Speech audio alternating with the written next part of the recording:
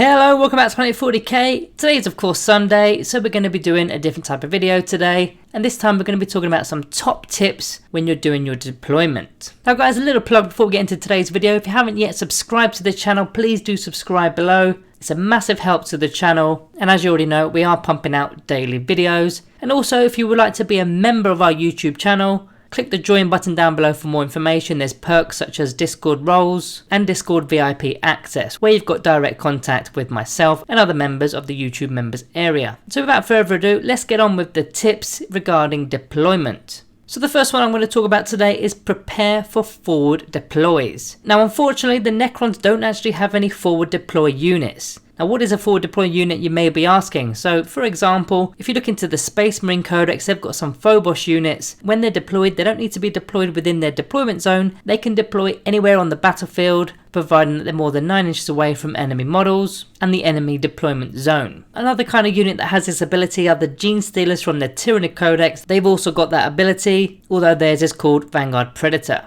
Now there'll be plenty more in the 40k game, so just be aware, maybe even ask your opponent before you actually start your deployment if any of their units have this forward deploy rule. Sometimes it's called concealed positions, sometimes it's called forward deploy, but yeah, just double check with your opponent before you start actually deploying anything, because you need to be wary of what these models can actually do. For example, those Gene Stealers are pretty rapid. If your opponent takes first turn, they're going to literally move within a couple of inches of our units, so they're going to make a very easy charge in the very first turn. So something to think about. Next on the list, we've got deploy the least important units early. Now what are the least important units that you're going to have in your list? I'd say units such as Necron Immortals. They're not going to get targeted early, they're just there to score points. Also units such as Canoptic Scabs, they're pretty much going to be screening off certain units or just trying to take objectives, trying to take ground. They're not going to be that important early on. When you're comparing them to units such as Corvette Destroyers, Catan Shards, your Catacomb Command Barges, your Locust Heavy Destroyers, they're going to be your more important units, and any of the character models really, they're going to be the important units which are going to be targeted by your opponent, so don't give them any information until late into the actual deployment. If you put them down too early, you've given up way too much information. They can start counter deploying or even start working out ways of gaining line of sight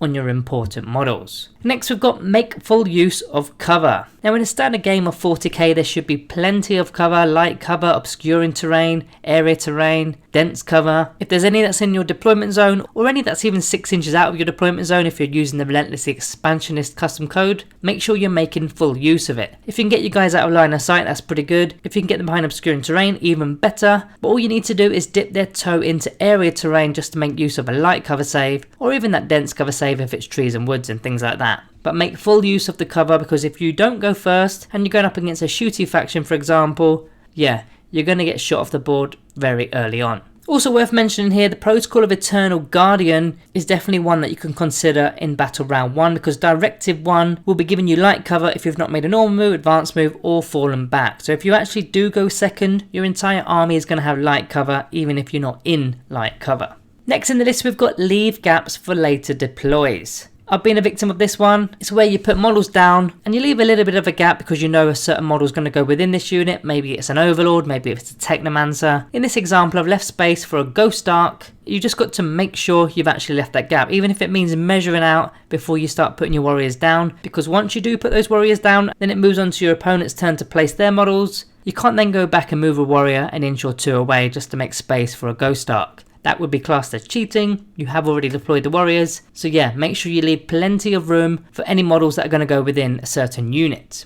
Now before we get on to the next one, it's of course a shout out to our sponsor, which is the Magnet Baron of course. This online store is a one-stop shop for all your magnet needs. I quite like the magnets for the flying models in particular, because they're the ones that tend to snap. The stands are quite flimsy, and when you go to your games, quite often some of the model stands have snapped on transportation. So this takes away all that aggravation, because you literally pop them off the magnets, tuck them all safely away, get to your game, pop them back in, and away you go. So that is going to be the Magnet Baron. The link will be down in the description below. If you haven't already, give them a visit. Okay, the next on the list, I've got measure threat ranges. This is probably one of the most important and more advanced deployment tips I can give you today, measuring out the threat ranges. Now what do we mean by threat ranges? So if you're deploying, you need to consider which of your units can be targeted, whether it's at range or in melee. So here in this example, I've got a Riptide Riptide. Now he does have the big weapon which has got a 72-inch range, but all the other weapons have got 18-inch, 30-inch, 36-inch range, so it is worth measuring out units that you don't want within range of this Riptide. Locust Heavy Destroyers are the ones for me that I don't want getting targeted early, so if they're not behind obscuring terrain, I definitely don't want them within range of this Riptide model. Now the same applies in melee. How quickly can a melee unit get into combat with our guys that we don't want in a skirmish? So in this example, I've got some Squighog boys from the Orc Codex, and not only have they got this ability, but virtually the entire codex has this ability. They've all got the War ability where they're able to advance and then charge within the same turn. So if these Squighog boys in particular are moving 10 inches, they then go for an advance move which could be up to 6 inches. That's already potentially 16 inches of movement, and they're still able to make a charge move, which of course is 12 inches as well. So that's a total threat range of 28 inches. Now that 28 inches is quite unlikely, to be honest with you. They'll need to roll perfectly for the advance roll perfectly for the charge roll, but if you keep your unit 30 inches away, then you're guaranteeing that this Squighog boy unit cannot actually make it. So again, these are the kind of questions I'd ask my opponent before I start deploying. If there are any rules or abilities. I mean, there's even double moves as well. Some units are able to do a second movement. You've also got to ask your opponent about deep strikes. What units within their list can actually deep strike? Because if you do go second, it means that on your first turn, you need to already screen off for those deep strike units, because they're going to be coming in. As soon as your turn is done, deep strike units are available to come in for your opponent's second turn. So you need to ask those kind of questions. And there's also the redeploys as well. It's no good counter deploying your opponent's deployment